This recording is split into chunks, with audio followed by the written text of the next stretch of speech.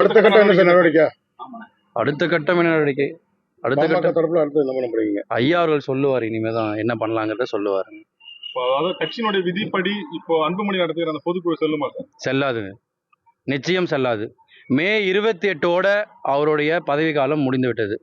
அவரோ இல்ல பொதுக்குழு, நிர்வாகக்குழு, செயற்குழு எல்லாம் சேர்ந்து அதிகாரம் கொடுத்த நிறுவனருடைய வழிகாட்டுதலில் வந்த எந்த மாநில பொறுப்புமே அந்த மே 28க்கு அப்புறம் செல்லாது. அதுக்கப்புறம் அந்த விதிகள் என்ன சொல்லுதுன்னா, நிறுவனர்கிட்டயே அந்த பதவிகள்லாம் போயிடும். அவர் பார்த்து அடுத்து மறுபடியும் நியமனம் செஞ்சுட்டு மறுபடியும் நிர்வாகக்குழு, பொதுக்குழு, செயற்குழுவை கூட்டி அதை அறிவிப்பாங்க. அப்படிதான் நடக்கணும். மேலும் ஒரு ஆண்டுக்கு தலைவர் பதவி நீட்டிச்சிருக்கிறாங்க அப்படின்னு சொல்லி அங்க தீர்மானம் போட்டிருக்காங்க. இல்ல, நான் அன்புமணி அண்ணா நான் ஒரு நல்ல தலைவர். அவரை நீடிக்கலாம் இல்ல நீடிக்கிறோமா இல்லையாங்கிறத வெறும் ஒரு சேர் போட்டு ஒரு வெள்ளை துண்டு போட்டு ஐயா வராருங்கிற மாதிரி காமிச்சு அப்புறம் வரலங்கிற மாதிரி இதெல்லாம் பண்றதுக்கு அண்ணா அவர்கள் நேரடியா இங்க ஒரு 2 நாளைக்கு முன்னாடி இந்த மாதிரி பொதுக்குழு போடலாம், ஒரு ஆண்டு காலம் நீடிக்கலாம், நான் இதை சரி பண்றேன், இதை இப்படி செஞ்சிடறேன் அப்படி செஞ்சிடறேன், தாராளமா அவர்கிட்ட ஐயாட்ட பேசிட்டு இதை பண்ணியிருக்கலாம்.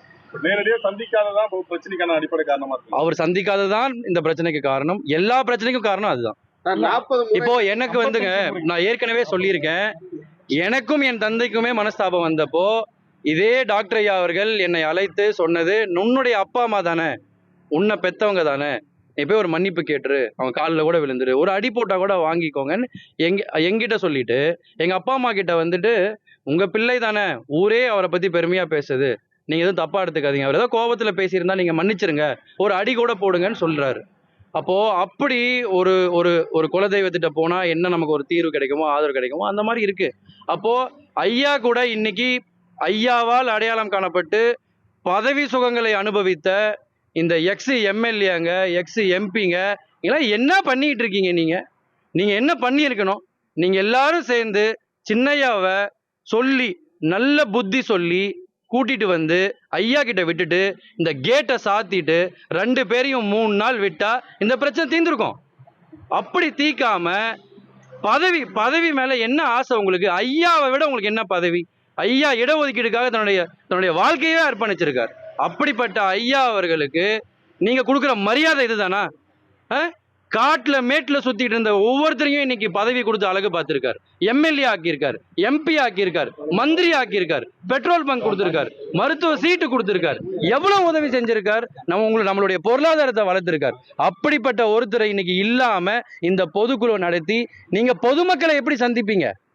நான் கேட்கறது, இப்ப இந்த பொதுக்குழு போட்டு தலைவர் ஆயிடுறாங்க, பொதுச்செயலாளர் ஆயிடுறாங்க, பொருளாளர் எல்லாம் சரி, நீங்க பொதுமக்களை ஐயாவோட முகமோ, ஐயாவுடைய பெயரோ, ஐயாவோட உழைப்போ இல்லாம, ஐயாவோட வழிகாட்டுதல் இல்லாம பொய்யா வழிகாட்டுதல் சொல்லி நீங்க போய் எப்படி தேர்தலை சந்திப்பீங்கிறது தான் இப்ப மிகப்பெரிய கேள்வி. அன்புமணி தலைமையில் இன்று நடைபெற்ற பொதுக்குழு கூட்டம் செல்லாது என்று பாமகவின் நிறுவனர் ராமதாசால் நியமிக்கப்பட்ட பொதுச் செயலாளராக நியமிக்கப்பட்டுள்ள முரளிசங்கர் செய்தியாளர்கள் சந்திப்பில் தெரிவித்திருக்கிறார். மே 28உடன் அவருடைய பதவிக்காலம் முடிவடைந்து விட்டது. எனவே அவரால் நடத்தப்பட்ட இந்த பொதுக்குழுவானது செல்லாது என்று அவர் தெரிவித்திருக்கிறார்.